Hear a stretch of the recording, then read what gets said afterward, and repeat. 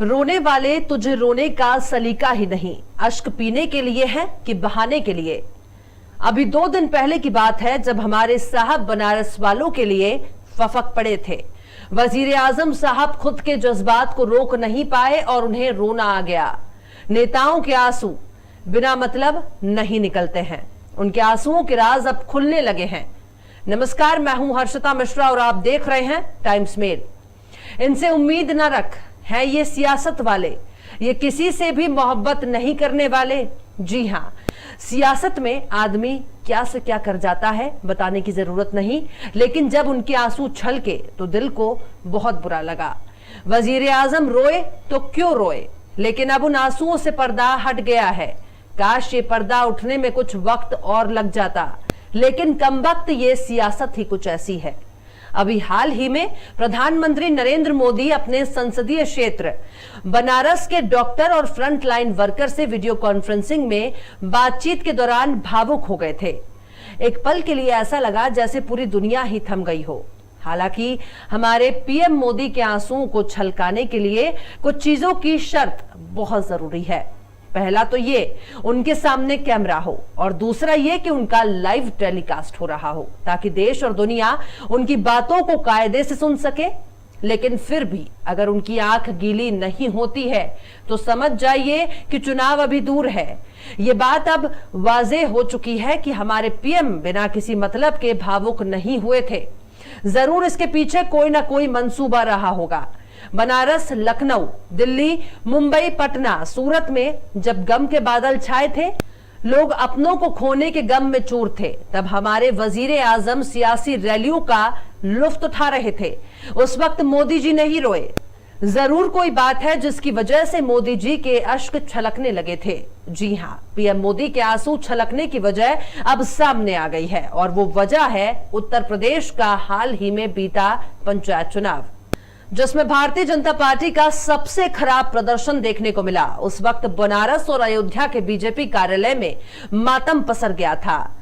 केंद्र और राज्य में जिस पार्टी की सरकार हो वो एक मामूली से पंचायत चुनाव में हार गई, जबकि उनके सामने पीएम मोदी का करिश्माई चेहरा मौजूद है। इसका मतलब तो यही निकलकर अब सामने आता है, पीएम मोदी की इमेज अब लोगों को पसंद नहीं रही है। अब सुनिए, पीएम मोदी रोए तो आखिर क्यों रोए। बीजेपी के सामने उत्तर प्रदेश का विधानसभा चुनाव नजर आ रहा है। पंचायत चुनाव में करारी हार ने झंडे वालान से लेकर नागपुर तक को झकझोर कर रख दिया है। ऐसा लगा जैसे नारंगी संतरे पककर अंगूर ना हो जाएं। बीजेपी अब इस बात को समझ चुकी है कि काट की हांडी बार बार नहीं चढ़ती, इसलिए अब पीएम मोदी के आंसुओं ने उत्तर प्रदेश में फिर से जाफरानी परचम फहराने का दाव चला है। दरअसल खबर ही कुछ ऐसी है कि मोदी जी के आंसुओं के पीछे कितना बड़ा सियासी राज है, उसका पर्दाफाश हो गया। इतवार यानी रविवार की देर शाम दिल्ली में बीजेपी और संघ के बीच शीर्ष स्तर पर मंथन हुआ। इस बैठक में प्रधानमंत्री नरेंद्र मोदी ने भी शिरकत की। माना जा रहा है कि कोरोना महामारी से निपटने में नाकाम सरकार और पार्टी की छवि के मद्देनजर बातचीत हुई है। कोरोना वायरस संक्रमण की दूसरी लहर और सरकार के प्रति आवाम की नाराजगी पर भी बातचीत की गई। इसके अलावा उत्तर प्रदेश के सियासी हालात पर भी चिंतन मनन किया गया। अगले साल विधानसभा चुनाव होने वाला है। यूपी में महामारी को लेकर मौजूदा हालात पर भी चर्चा हुई।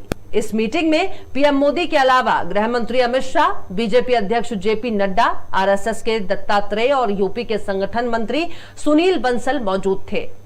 एनडीटीवी के सूत्रों के मुताबिक इस बैठक में संगठन और सरकार को लेकर कई अहम फैसले किए गए हैं। सत्तारूढ़ पार्टी कोविड की दूसरी लहर के बीच पीएम मोदी और सरकार की तीखी आलोचना से काफी चिंता में है। कोरोना संकट ने देश भर में ऑक्सीजन, दवाओं, अस्पतालों के बिस्तरों और टीकों की कमी के साथ ही साथ स्वास्थ्य प्रणाली की खराब तैयारी को भी उजागर किया। महामारी से उत्तर प्रदेश सबसे बुरी तरह प्रभावित राज्यों में से एक है, जहां गंगा में तैरती लाशों ने डरावना मंजर पेश किया है।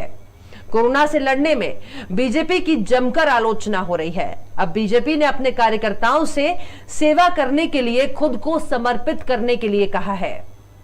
पार्टी अध्यक्ष जेपी नड्डा ने सभी पार्टी सांसदों और राज्यों के पार्टी अध्यक्षों से जनता की सेवा में जुटने का आह्वान किया है। तो अब आप पूरी तरह से समझ गए होंगे कि साहब के आंसू क्यों छलके थे, क्यों पीएम मोदी भावुक हो गए थे। सब कुछ के पीछे उत्तर प्रदेश का चुनाव है, जिसने वजीर आजम के अश्कों को छलकने पर मजबूर कर दिया था। इस मौके पर एक शेर याद आ रहा है, कुर्सी है तुम्हारा ये जनाजा तो नहीं है, कुछ नहीं कर सकते तो उतर क्यों नहीं जाते।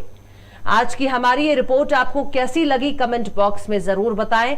वीडियो पसंद आए तो लाइक करें, शेयर करें और बेबाक निष्पक्ष स्वतंत्र पत्रकारिता को सपोर्ट करने के लिए हमारे YouTube चैनल टाइम्स मेल को जरूर से जरूर सब्सक्राइब करें।